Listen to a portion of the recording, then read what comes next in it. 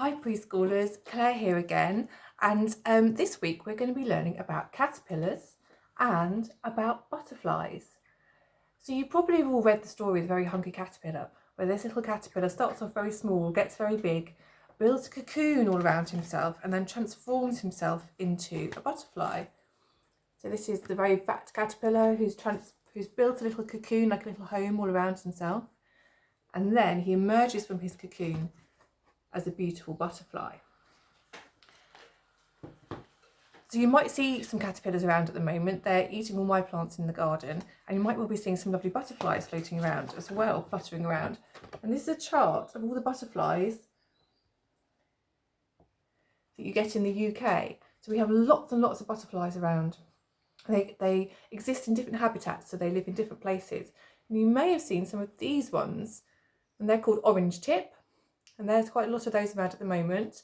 We've seen quite a few at our allotment called brimstone, which are these ones. You might also see, see if we can find a peacock butterfly for you, which are beautiful. So the peacock butterflies look like this. And you may also see ones like this look like red admirals. And there's quite a lot of little tiny blue ones around. So lots and lots of different butterflies. But all these butterflies once started off as a caterpillar. So they've changed from one animal into another, which is an amazing thing. So I wanted to just tell you how that happens.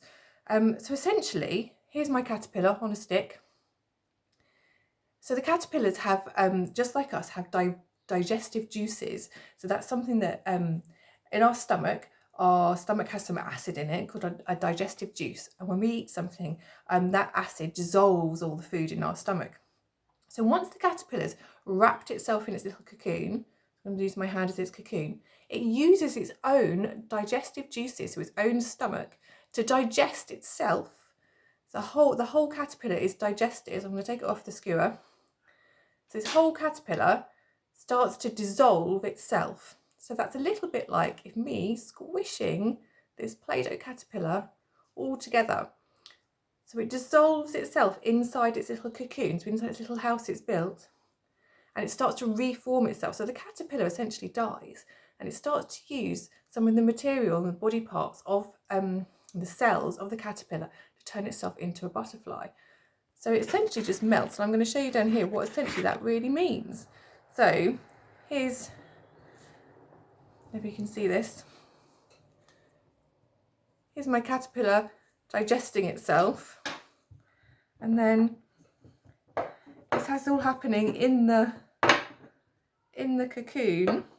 Essentially it's doing this, so turning from a caterpillar, dissolving itself, rebuilding itself into a butterfly. And then once it's rebuilt itself, it's actually, the butterfly is all kind of curled up inside the cocoon. Use my hand as the cocoon, and then it pushes its way out and it becomes a beautiful butterfly. So quite an incredible transformation from one animal to another. So as there are quite lots of butterflies around at the moment, I thought we could make ourselves a butterfly feeder. So I'll send you some documents, some activity sheets to show you how to make these. And essentially what you need is some bright coloured cardboard, a tube of some kind, either that's an inside of a cling film tube, but a kitchen roll tube would do, a bottle top, jam or milk, and I've got some of these which are little kind of fuzzy balls, craft balls, or cotton wool would work, something that will soak up sugar syrup. So all you need to do is cut out a flower shape from your cardboard. It doesn't matter if you don't have coloured cardboard, you can just colour it in yourself, so we just colour in that side. And then you need to stick this colour side up on top of your tube. I'd used a glue gun, but you can use any strong glue. And then you also stick your lid on top of there. And then you stick in, again with a bit of a strong glue, doesn't even have to be stuck this because it's going to go this way around. You stick in your cotton wool or your brightly coloured fuzzy balls, and then you put this over a garden cane in the garden, and you pour some sugar syrup on the top of this. So that's some sugar melted in hot water, and you'll have to get your parents or a grown-up to help you with that. And then you put this outside, and the butterflies love to drink sugar syrup because it's just like nectar they'd find in flowers.